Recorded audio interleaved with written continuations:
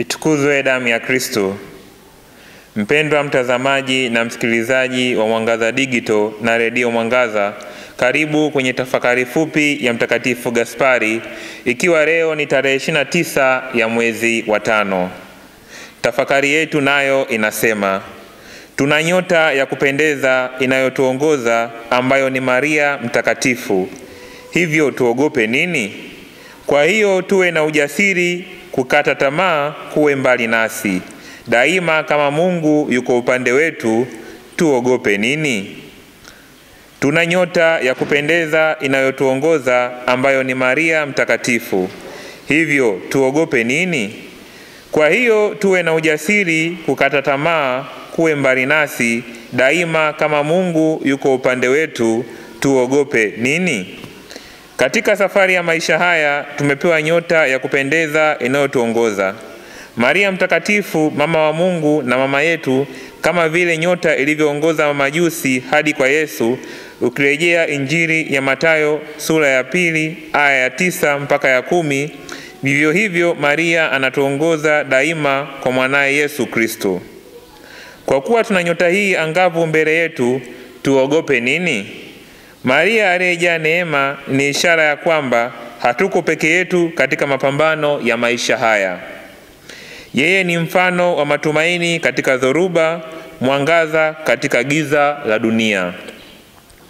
Mtume Paulo anatuhakikishia, ikiwa Mungu yuko upande wetu, ni nani aliye juu yetu?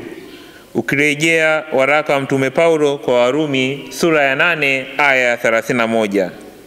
Na Maria kama mama yetu wa mbinguni anatuonyesha uso wa huruma ya Mungu, akituambia tusikate tamaa kamwe. Hivyo basi, tunapaswa kuwa na ujasiri tukikumbuka kwamba Maria anatufunika kwa maombezi yake ya daima, aliyesimama chini ya msalaba akishuhudia mateso ya mwana wake mpendwa bila kuyumbayumba. Anatuambia leo, msikate tamaa, msifadhaike, kama alivyoimba katika wimbo wake wa sifa: roho yangu imeshangilia katika Mungu Mwokozi wangu. Ukirejea Injili ya Luka sura ya 1 aya ya 47. Anatufundisha kwamba hata katika mateso kuna sababu ya kushangilia, kwa sababu Mungu hashindwi. Kukata tamaa ni mtego wa adui wa roho zetu, lakini kwa kuwa tumepewa msaada wa nyota yetu Maria, tunaweza kusonga mbele kwa imani thabiti. Basi tuishike imani yetu bila kuyumba, kwa maana yeye aliahidi ni mwaminifu. Ukirejea waraka wa Mtume Paulo kwa Waebrania sura ya 10 aya ya 23. Kwa hiyo na tukate kabisa kukata tamaa, tushikamane na imani yetu. Tumwangalie Maria kama mwanga wetu, tukisafiri kuelekea kwenye furaha ya milele ambako hakutakuwa tena na huzuni wala machozi. Itukuzwe damu ya Kristo.